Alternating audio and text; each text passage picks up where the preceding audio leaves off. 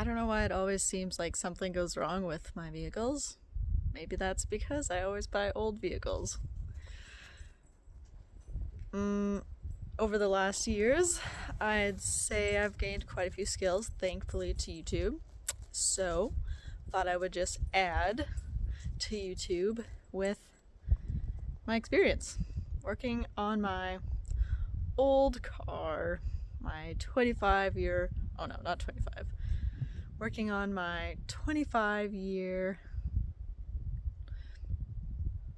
working on my 2005 Toyota RAV4.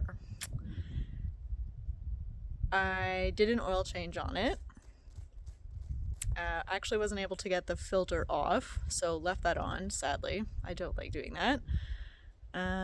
Got a new bunch of oil in on Sunday. Monday morning, went to go start my car to go to work, and it turned over once. And then the sound I was getting was turning the key, like the starter was getting power, but there was no sparking ignition happening, is what I've come to conclude. So, okay, let's give this a go.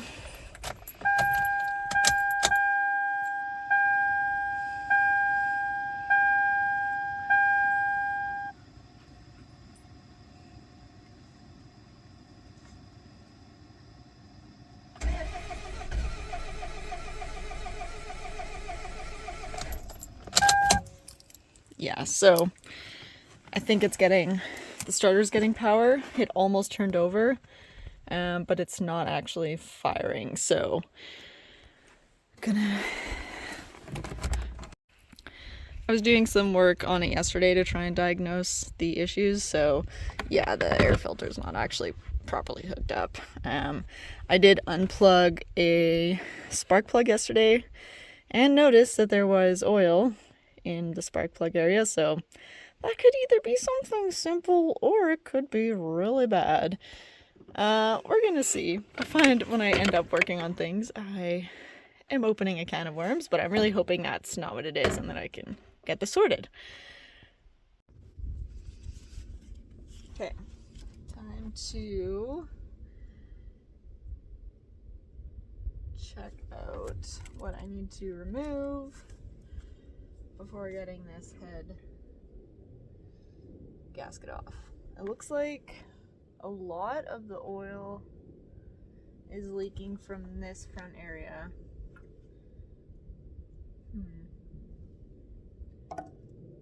So, need to take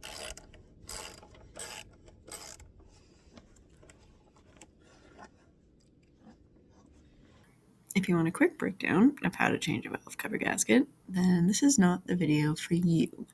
But if you want to hear a saga of what it feels like to learn as you go, doing a bunch of work you don't know how to do on your own vehicle in hopes to make it run again, then this is for you. I'm not a mechanic. I'm a girl with a car that wasn't starting, which was weird. It literally was running a few days prior. The engine light has been on since I bought it about 8 months ago. Probably should have looked into that more. I was honestly just scared it would cost me $1 million. Note to you though, just look into it. Even though the engine light was on, I wasn't sure if this was the reason why the vehicle wasn't starting or not. I borrowed a code reader from a friend. Turns out the code was not a good one, P0016. I honestly can't remember if this was the same code that we saw when we went and test drove the vehicle or not. I really hope it wasn't. Otherwise, that was a stupid move to just assume it was nothing major. Note to you though, write down your codes when test driving a car and look into them before buying. I did some looking into that code online, and I mean, it did kind of make sense why the car wouldn't be starting. Camshaft, crankshaft, or VVT sensor was off or just dead. Could be the timing chain. I mean, it's a 20-year-old car, but please, no, hoping it's not that. That seems major, and I feel I don't have the knowledge or time to do it, or a shop to do it in.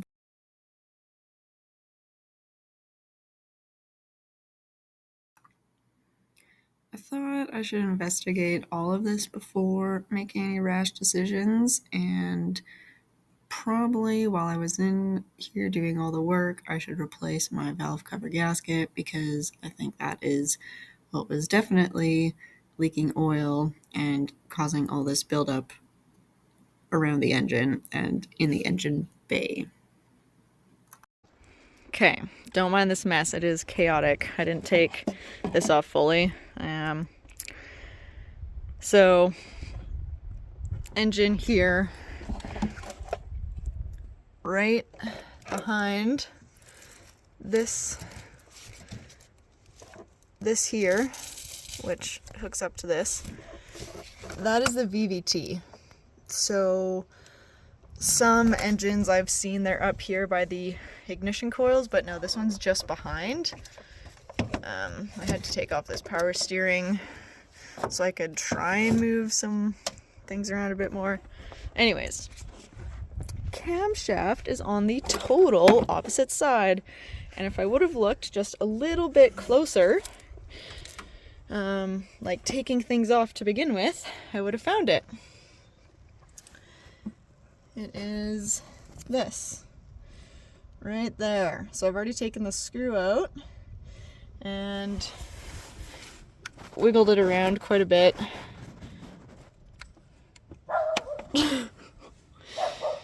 Yep, that's dirty. So I'm gonna clean that up, try to get everything together and see if the car starts. Maybe I don't actually need to replace it. There is a way I've seen on YouTube to actually test it with a multimeter, but let's try this first. So let me clean this up. Does anyone else hate those little clippy things that are on every connection in the engine bay of a car? I cannot get them off the ignition coils, so I decided to just leave them on, and I took all four out essentially at the same time as the wiring would allow. You can see on this first one, there was some oil on it. I think that was a sure sign that the valve cover gasket had been leaking. I'm not exactly sure how that actually affects, or if it would affect the spark plugs or ignition coils if there's oil present, but thankfully there wasn't actually that much. So to keep debris from getting in the opening of the coils, I wrapped them in a towel as I took them out and set them aside. Also, on this first coil, I noticed a very slight crack in the plastic. I don't think it was deep enough to be causing an issue, but definitely something I will keep in mind in case issues later present themselves. But I'm taking off all the nuts and the bolts out of the edge of the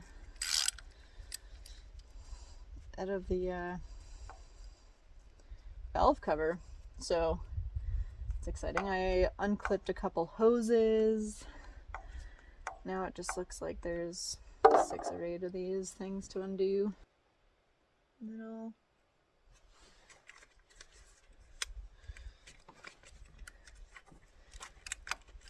I've always really appreciated mechanics because just the ability to understand how a car works, for one, and then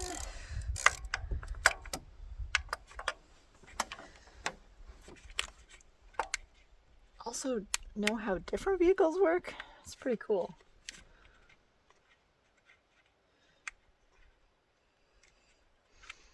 There's a lot of oil around the engine.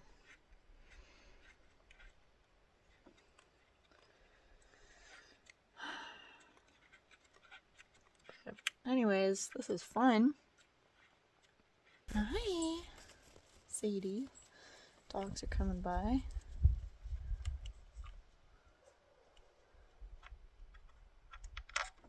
Alright, last one. Ooh.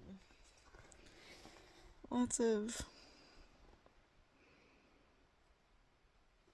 gunk on that.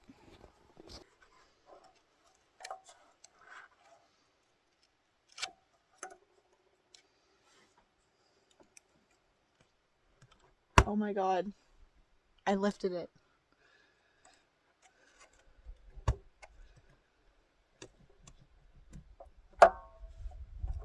Ow.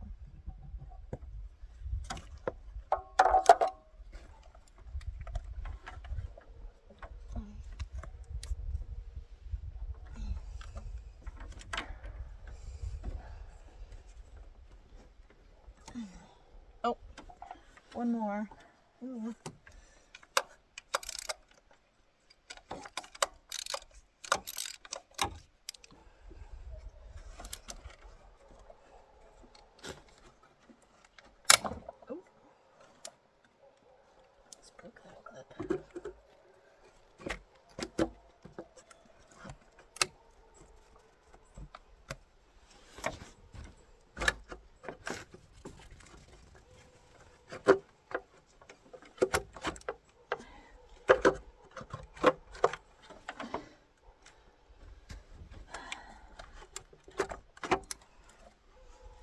This is so crazy. What?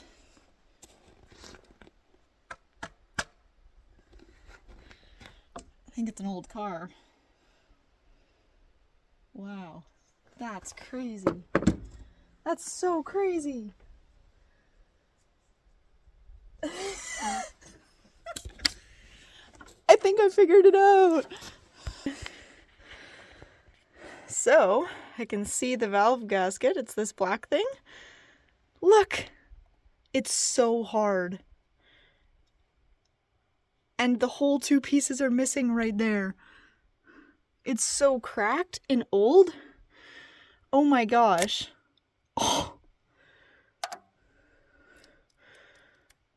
Oh my gosh. It's like hard plastic. I don't want to get it in the drop it in the engine, but this is cool. I guess I could have changed spark plugs while it's off. That makes it easier. This is so cool.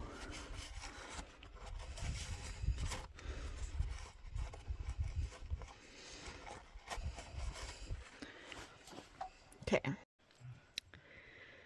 Some progress as I've been cleaning off this side of the area where the valve cover gasket goes. See, like all this stuff, this sludge stuff, that's what I'm taking off the edge, making sure to not push it inside. I'm pushing it off the edge or just scooping it in the cloth. And then I'm also wiping the outside of these spark plug spots. Like, look at that. That's disgusting. Don't want that in the engine. I think compared to some YouTube videos I was watching, this doesn't look like crazy bad, but I think it could look better. It feels, well, it actually feels not bad. And the fresh oil changed, so I think that's why, yeah, we had a theory about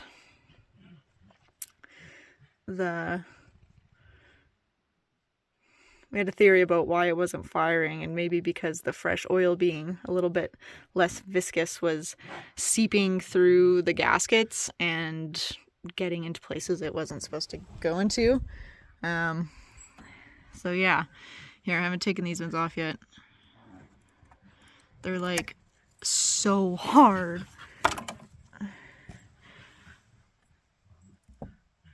Trying to be gentle so pieces aren't getting broken off. I'll wipe this up too. Nice to know that the ridge goes down inside of that. That's pretty obvious, I think, but saw this tip on YouTube. How handy is that? Kind of laid out where all the screws go. And there's the dogs. Okay, so I've got the edges all cleaned up. I went and got a toothbrush actually, and I was going like that, being very careful to not get anything inside the engine here. and that helped get the big stuff away. I also got the gasket on. So I tried wiping this out quite a bit. This top valve cover is quite gunked up, but I'm not going to spend too much time on it because the sun is setting. Hey, dogs are done playing. So yeah, I want to get it on, and then I'll clean up the outside a little bit because I want to know if it's still leaking or not. Quickly, I will change out the spark plugs just because I think it would be a good idea to start fresh. And then I really know if something else is going on, it's not that. So yeah, I'm just gonna do that quickly here.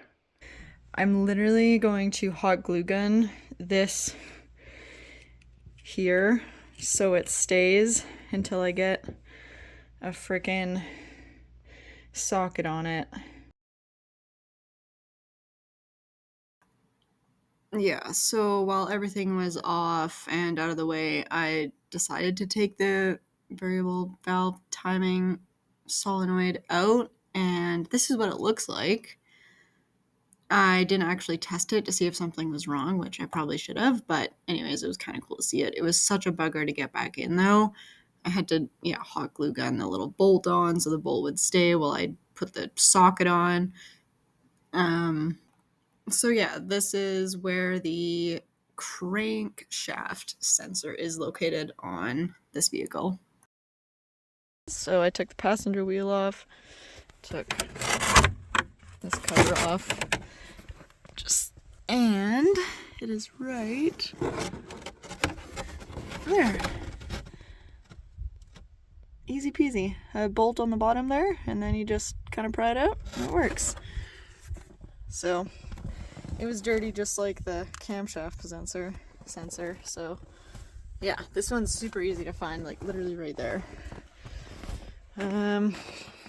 As for this, guess what?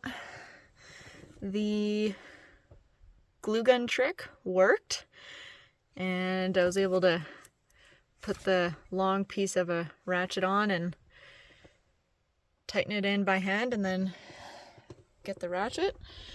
I'm going to try with the ignition coil not changed or anything changed first, but I am going to put some anti-seize on the spark plugs because I did not do that last time. Moment of truth.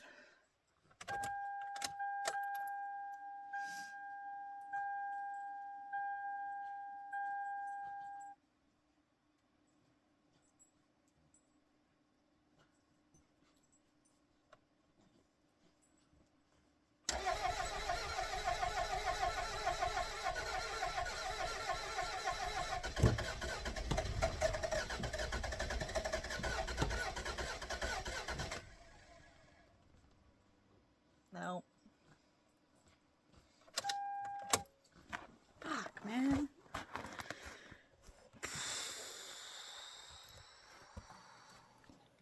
If only I knew what that sound actually meant. All that work and it did not fix the problem, but hey, I learned a lot along the way. I ended up asking my neighbor, who is a mechanic, to come over and help me diagnose the problem. We found out that it was a fuel issue and it was the fuel pump. A little tip for diagnosing a faulty fuel pump is have someone actually have their hands like on the top of it while you try to start the vehicle or turn the key in the on position, and you'll feel if it is getting power or not. I ordered a new fuel pump and was able to replace that quite easily, actually. I ran the vehicle for about a day, but something still felt off, so I asked a mechanic friend to see if he could take a look at it, and this is what he found out. Send you an update here of your car. I noticed some metal shavings on your sensor, your camshaft position sensor, when I pulled it out to check it. So I went ahead and I pulled your valve cover off, and you do have a failed bearing right here on your camshaft. So it's toast. Lucky it ran out here. It won't last much longer. Well, time to order some more parts and see if we can get this old girl running again.